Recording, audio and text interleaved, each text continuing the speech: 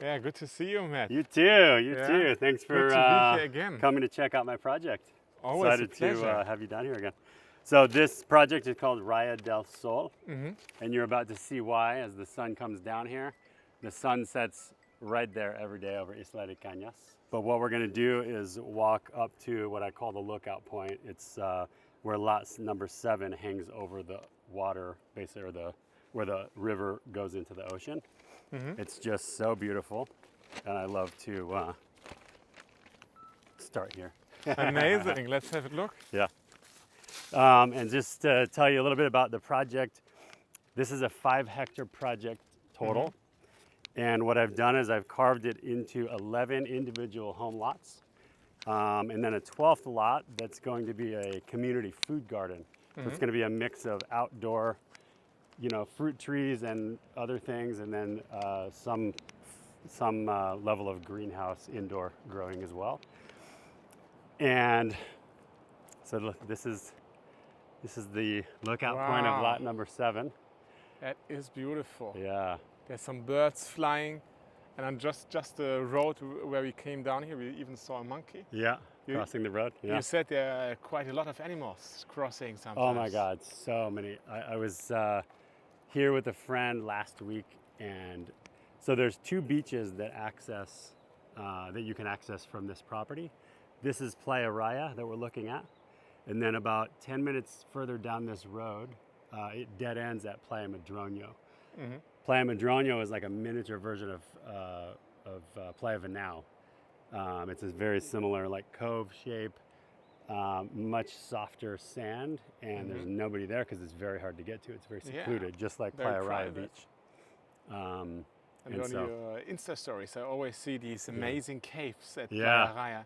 So where are they? Just over there? Yeah, so right around the very end of these rocks, you can walk around there at low tide, and there's about 7 or 8 caves total right around there. And one's a bat cave, one's a very large cave where actually a friend of mine in town here is going to, on a full moon night, create like a sound bowl journey inside the cave. Wow. The sound reverberating off the walls, and there's about enough space for about 20 people comfortably to lay down in the sand. So it's gonna be beautiful. Fascinating. And then 3 of the caves, you can walk into one and walk out 2 of the others, or vice versa. It's so beautiful, and I turn into a 10-year-old boy every time I go down there because it's a new adventure each time. I'm excited to see it. So this is one of the lots? This is one of the lots. This is lot number 7. This lot has been reserved, and this is one of my favorite lots. And what we're looking at here is a rice field. It's been there for obviously generations, and we're in the middle of dry season right now, so there's a lot of brown. In the middle of rainy season, all of this is super bright green, lush, more jungle type. They call this area dry tropics, but during rainy season, it's actually just tropics. So. Absolutely. And then there's another lot right next to it, which is still free. Yep, there's another lot right next to it here. Kind of like where you see the trees start to get really thick. That's lot number 8. Just on the other side of lot number 8, where you can see where I'm going to be drilling the well that's going to be dedicated to this project. I'm going to be putting a shared walking trail for this community down to the beach. So we will all be able to walk to the sand in 5 minutes. Right now, we have to get in the car and drive about 10 minutes down the road to this little parking lot, which is actually just right, you end up right down here. But for owners of this, project, we won't have to do that anymore. And these lots 7 and 8 are basically in the first row to the beach. There's nothing else. Yeah, and this river that curves around this project, all of these lots in the front go all the way down to the river. So each owner that buys one of these lots in the front also has the option to build their own walking path down to the river. You can have your garden, walk down to the river, enjoy the cooler temperature down there. Stand up paddleboard up the river, kayak, walk to the beach, if you don't want to walk to the side of the project. Directly along the river shore. Yeah, so I basically stood on this lot up on the top of the hill, lot number 9 that I'll show you. And I was like, oh my God, I want my house here. And so I just started dreaming, what do I want on this, where I want to live? I want a food garden. I want to walk to the beach. I want amazing neighbors that are mindful and, care about, being sovereign, being off-grid as much as possible, that are all, care about the earth and want to grow our own food and things like that. So yeah, the community garden will be permaculture, and you're going to have some solar panels as well. Yep. I heard. Yep. So it will be a mix of, people putting solar on their homes instead of septic tanks, which can be incredibly, high maintenance over the years, pumping and everything. What we're going to do is put these biofiltration tanks in. They're buried into the ground, so you don't really see them.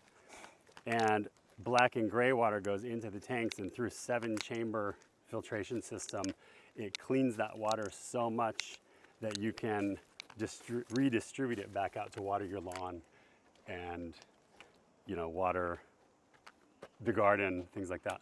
Amazing. Yeah, so cool. Let's jump in, or actually I'll just point out really quick here. This is lot number 6. This has also been reserved. Lot number 5 is just on the other side of this little hill. And you can see the different colored dirt. I've just had my team spread out fertile soil because the rainy season will be starting in, about a month. And we're gonna be planting like hundreds of trees and, getting our community food garden started during rainy season. Oh yeah, this is the dark brown soil in comparison to the red normal soil you have here. Yeah, exactly. Yeah, it's much better for growing. Yeah, so it looks next very time you come ready. here, you'll see a bunch of trees. We're going to be planting a lot of trees to create more privacy between the lots and just to, have a positive impact on what this project is for nature. So imagine your pool right here, watching the sunset every day. Over Islas Cañas. Yeah, and at low tide, from the end of this, but where these rocks are, all the way that way, you could basically walk to Isla de Cañas, and the water's only going to go up to like your waist at most at low tide. Wow. This is like 3 kilometers. This beach is 3 kilometers long. It stretches all the way to the other side of this rice field. And most of the time, I come out here 2 to 3 times a week. You can see one person walking on the beach down there. I'm literally the only person that most times where I come down here and take this walk or go work out down there or whatever. Yeah, it's just about sunset, and I see one person. One person. Yeah. One person down at the waves. Yeah. That's it. Incredible. Wow. So lot number 9 actually goes all the way to where the road, it drops down to the road there, and it goes all the way almost to where we drove in to this hill. So it's quite large this way. It's possible to cut this in half this way and actually have 2 separate lots. Smaller So if the ideal situation is that somebody would want to come and have this large lot, because that's what this neighborhood is calling for. Larger lots, more spread out homes, nicer homes. But if it doesn't work out that way, I would be open to selling half of lot 9 to 2 individuals. And this is really special. I saw in the master plan, every house is a big, big garden. Yeah. In the master plan, even every house is planned with a private pool. Yep. And now there's maybe, 3 or 4 houses with a private pool. Yeah. And here, every one of the 12 lots, 11 lots has a private pool. Yeah, exactly. So the house, the lifestyle different from the typical house in Venao. Right. There's so much, and you can see some of the other homes that already exist in the neighborhood. Up there. Some of them have pools, some of them don't. But and honestly, I'm not going to require anyone to, with certain exceptions. People can build what they want. Here, I'm selling lots, and whoever, if they want to work with their own particular architect, that's fine.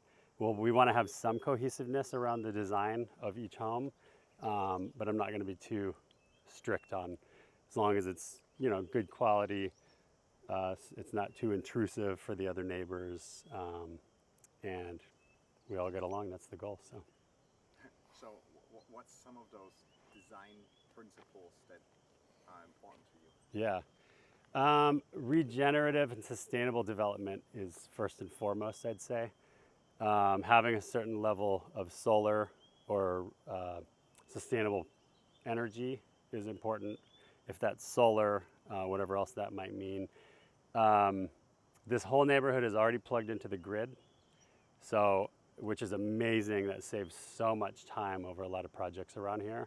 So whenever somebody buys a lot and they build their home, almost immediately, as soon as the engineering drawings get completed, you can apply for that you know, electric meter. Mm-hmm. And that can take, you know, the power company anywhere from usually a month to 3 months, depending on the time of year and how busy they are. But we also don't want to need to rely solely on that, you know. So a lot of the new homes in this area, which is really amazing, are putting solar and being as sustainable as possible.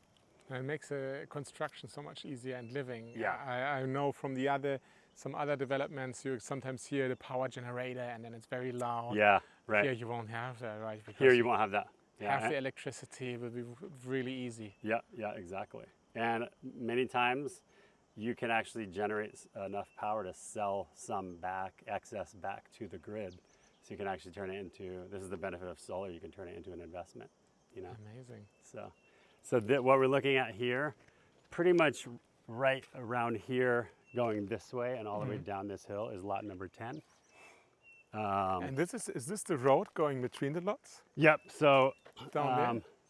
yeah, let me point that out once we come around here, because it's kind of hard to see. Are all the lots already flattened? No, I only flattened 3 of the lots. The only reason I did that is because those were a little bit more difficult to visualize what could possibly go there, because it was mostly hill. A lot of these lots are really interesting topography. So I didn't want to make decisions for buyers. I want a buyer to go, okay, here's what I'm dealing with. I want my house there and maybe my pool here, or maybe I want to build my house down here and build a couple casitas up toward the back that I can Airbnb. This should really be a buyer decision, not mine. And so, yeah. And you can use some of the natural topography as well. Exactly, and that's the goal too. We're trying to disrupt this natural land as much as possible. So these ones I just were like, it's really hard to visualize. So yeah, to get a first imagination, to see a flat plane, how could it be? I mean, when you see these, I can really imagine there's a house and this is a living lot. While it's the more wild it is, the harder it is to imagine. Yeah, and the cool thing about these front lots is, since the lot lines go all the way down to the river, buyers can move it down and move it further out as much as they need to for what they want to build. You can make it larger by moving it a bit down and moving it closer to the river. Exactly. I know that the person that's reserved lot number 6, I think, is going to be doing that to a certain extent. Lot number 4 is not going to be the size that it currently is. This was you know, kind of just something I did quickly to show what the platform is going to kind of look like in the views. But this, you know, it's not as large as it's going to be. So the buyer, I'm sure, will want to push that out further.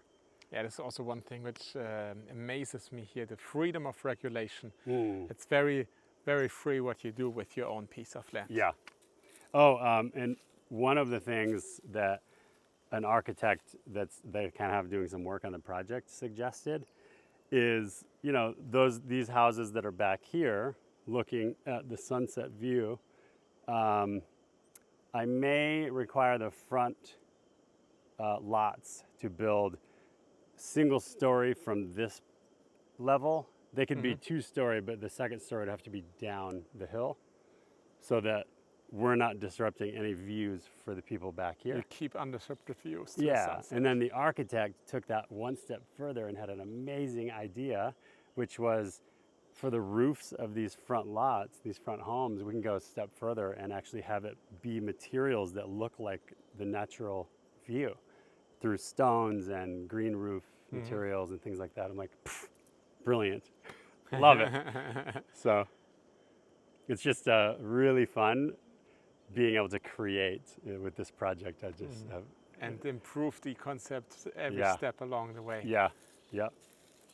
So this access road ends right here in front of us. That then is lot 5. Lot 4. To our right where these trees start, is lot 11. This is a smaller lot. And when I say smaller, it's 2,600 square meters. And I have it listed for about $215,000. Most of the projects around here, there's a lot of great projects in the area. Most of them are like 1,000 square meter lots where you're going to be building, 300 to, 150 to 250 square meter home, and then have room for maybe your pool and a driveway. So even the small lot is quite large comparable. Comparison. In comparison, yeah. Yeah. And then beyond, on the other side of lot 11, is where the community food garden is going to go. So you can kind of see the rest of the project here. One thing we'll do, and we'll drive down here next, is show you lot 3, because you have a really good view of the river. You can see the river right there. You can barely see it. Oh yeah. Standing at lot 3, it's like hanging over it. So now the first 3, you have the master plan. There's some plans for houses. You already have 3 lots, the road in the middle. What is coming next? What are the next steps and the next months coming? We're going to be, so each lot that I sell is going to have water and power, electricity distributed to the lot line. So the infrastructure is what I'm doing now. Once rainy season starts in about a month, I will be getting the community food garden started, building the greenhouse structure, doing a lot of planting, and then planting, I think probably 150 to 200 trees throughout this project. And then when a buyer gets ready to build, there will be a certain level of trees that have to come out to make room for homes. And so I think what would be a good idea is for every tree that a buyer takes out, they have to plant at least 1, hopefully 5 more, Because honestly, this time of day, sunset, this is when all the animals come out. This still has so many trees, and you see monkeys here almost every day. We don't want that to be disrupted. We want to be able to be in nature and enjoy that for as long as this place exists. So. Monkeys, butterflies, many birds. Many birds. I've even seen toucans in these trees. Wow. Yeah. And there are also many birds coming to the big sand beaches here. Yeah. Yeah, you'll see families of like 30 pelicans that all follow each other, flying down over the waves. And in the lines so cool. along each other. Yeah. So down here at the beach, how are the waves? What can you do here at the beach? Swimming, surfing as well a bit? Yes, this is incredible surfing actually. So you can see the waves are very calm right now. This is really great for just swimming and not being crushed by waves. Some days they're incredible barrels, and if you see how far out they break, this is at low tide, and you see how far out they break. Imagine mid-tide or high tide. They're still breaking out there, and you have this far to ride them in. And it's actually incredible surfable beach. Right, the beach is so long, so the waves are also very, very long. Yes, exactly. So what do you think? Do you have any questions? Anything I didn't talk about that you're curious about? It's amazing. Thank you so much for showing me around. Yeah. Looking together at this amazing sunset behind us. How are the next few months looking like? What do you expect? You know, my goal is to have all these lots sold by the end of this year. Wow. Sold and closed by the end of this year. I am busy putting all of this infrastructure and greenery and everything in the meantime. And I want to start building my home. I'm going to be living here, and I'm excited to build this community of people that, you know, are friends of mine and new friends of mine, and look forward to getting going. So, which lot do you want? So now we need to be very quick, right? There are not so many months left in this year. Not so many months left. You need to move quick, and you're the best credential. You're building it, living here as well. Yeah. So you approve. You're here. I approve. Yeah. Be quick. Come here. Have a look. And Matt will be happy to show you around here. Yes. Look forward to it. Absolutely. Thank you, brother. Thank you so much. Appreciate it. Good to see you. You too.